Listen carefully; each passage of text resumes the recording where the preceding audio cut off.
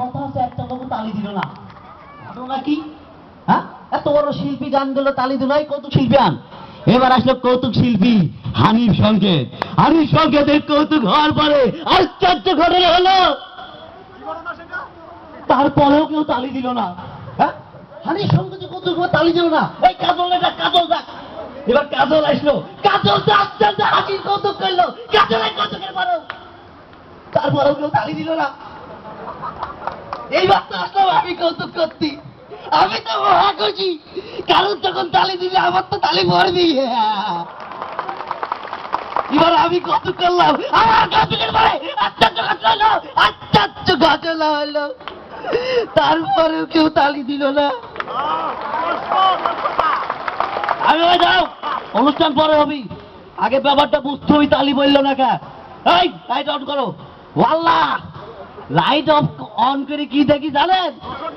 দেখি হল ভর্তি দর্শক, হাউসফুল, কিন্তু একটা ছাওয়াল একটা মেয়ে পাশাপাশি বসে আছে, আর একটা ছাওয়ালের হাত একটা মেয়ের হাতের উপরে, তালিটা দিবি কেমনি? আপনাদের কি এরকম কোনো সমস্যা আছে? নাই? তালি একটা তালি দেন না। ধন্যবাদ। তো যাত্রা দেখতে গেছি, তো যাত্রা দেখতে গেলে যা হয়, গ্রামে এলাকা, তো যাত্রার ডায়লগ হচ্ছে, খুব সিরিয়াস মুহূর্ত, যাত্রার ডায়লগ হচ্ছে, বল হারামি বল, তোর ঘরে রাত্রি কে এসেছিল?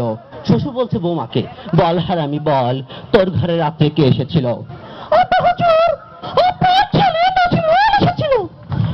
তুমি মিথ্যে বলছিস হারামজাদি, দুশ্চরিত্রী, কলঙ্কিনী, দুর্ঘটনার সামনে থেকে।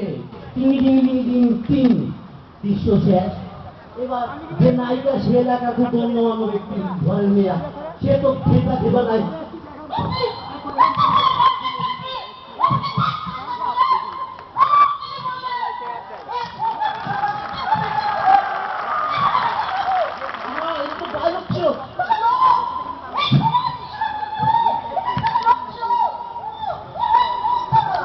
এখন কি করা যায়? মঞ্চে চলতে যাত্রা, নায়িকা না পাত্তা, অনুষ্ঠানের মাথায় হাত, অলভর্তি দর্শক, কি করি?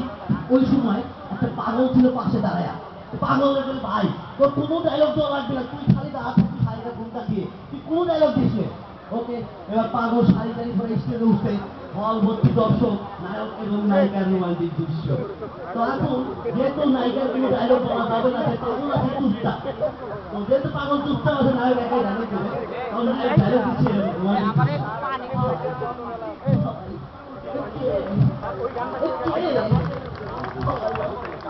কথা বলছে না।